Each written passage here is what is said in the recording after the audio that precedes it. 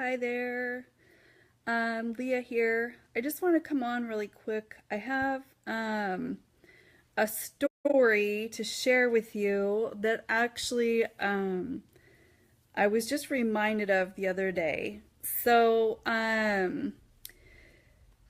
Let's see. I'm going to take you kind of way back to when I was in eighth grade. So I was 14 years old. That was about 30 years ago. And I had this teacher, I believe it was history class. I had this teacher, and every day in history class, I would show up to class. I would kind of sneak in and plant myself in the very back of the classroom, very quiet, very kept to myself, hoping that nobody would notice me because I was very shy and yeah, it was really hard for me to like put myself in front of people. So every day I would go and I would sit in the back of class, and when the teacher asked for someone to read out loud, I would kind of like duck down behind the person in front of me, hoping that he wouldn't notice me, that he wouldn't call on me. And every single time he did, it's like he saw me ducking back there and always would call on me. And he would ask me to read out loud. And every single time, without fail, when I would start to read out loud, my face would get hot. Like I could feel it in my cheeks. I would be so embarrassed. My whole head would turn red and it would feel like it was on fire. I can see it happening right now as I'm talking about it. And this was 30 years ago. My voice would shake. My whole entire face would turn red. And this teacher would stop me in the middle of reading and call attention to it and tell everyone in the class to turn around and look at Leah. Look how red her face is. And it would make it 50 times worse. Because then I knew everyone was looking at me. I would be so embarrassed. It happened like every time he called for someone to read out loud in this class. It happened a lot, and this teacher did it to me every single time. So for 30 years of my life, speaking in front of people has always brought up like this anxiety, and I stayed away from it as much as possible, for as long as possible. And now I have this business where I'm trying to reach out and help people and serve people and share my expertise and share my experience. And so this Monday, so 2 days ago, I just wrapped up a 2-week series of lives. I did, if you missed them, it was Q&A lives.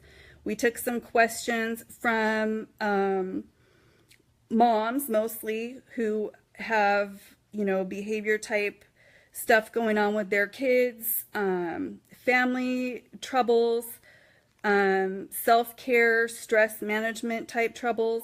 And my partner, Malin, and I did this series of lives. We came on every day for 12 days, except for 2 days when we had tech troubles and we weren't able to get on. But other than that, we were on every single day.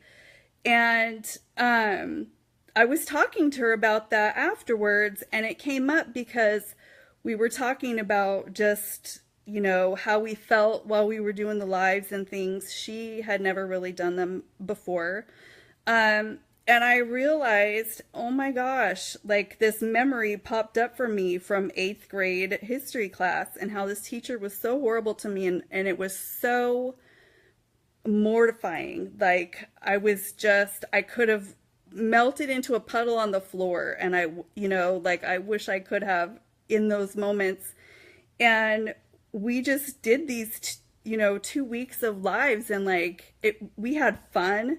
We laughed together. We shared a lot of really awesome, helpful information and helped a lot of people, and it felt really good.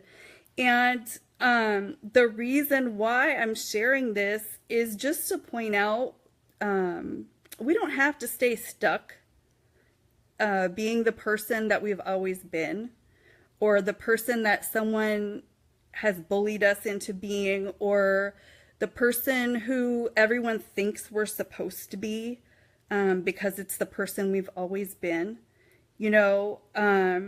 So maybe you weren't the person hiding out in the back of your class, hoping no one would notice you, but maybe you're afraid to do things differently than you've done before because you feel like, well, I'm not the person who does that, right?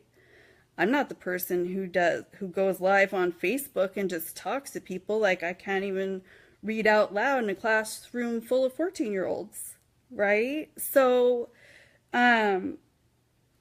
there's certain things, I think, especially as moms and as women, we tend to have in our mind that this is how it's always been. This is how it's always been done. This is how everyone expects me to be. And we give a lot of our power away when we allow other people's expectations of who we are and how we do things and what we do to take over. And we don't listen to our own wants and our own needs. So maybe, you're afraid that you're going to let people down who expect you to do something different. Our lives, the Q&As that we did, we talked a lot about holidays and holiday stress, and something that comes up for a lot of people is that stress that happens during the holidays that everyone's expecting. Everyone's expecting us to create this perfect holiday for our kids. We're expecting a perfect holiday for our kids, and that's damn near impossible. Someone is going to be disappointed. Something isn't going to be right. That's just how it is. And we put so much pressure on ourselves, and then we allow others to put that pressure, family members who expect certain things from us because that's how it's always been done. And I wanted to come on here and share my story and my experience and let you know, like, you can do it however you want. It's your choice. And whatever our past self has been, whatever pains or fears haunt us, or, we're afraid of disappointing people and things like that, we need to just let that go. Drop the drama and drop the guilt and stop stressing and finally enjoy our life, enjoy what we're doing, enjoy our time with our family, and enjoy the holidays. So in case you missed that series of Q&A lives that Mullen and I did, we did share we are offering a Surviving the Holidays Masterclass. We're offering it on 2 days, this Saturday morning and next Tuesday evening. It's a live 1-hour masterclass that we're offering online, and it is to help with specific tools and techniques to let go of the stress of the holidays, to let go of the guilt, ways to allow ourselves to feel good and enjoy the holiday time instead of just running ourselves ragged for everybody else, and then at the end wondering, where did all the time go, and how come I never sat down, and how come I haven't eaten a hot meal in 2 months, right? So if that's something that you're struggling with, or you're already starting to feel the pressure, the holiday pressure is starting to bear down. We have Thanksgiving next week. I would like for you to join us in the masterclass. I'll put the link for that below. I'd love to see you there.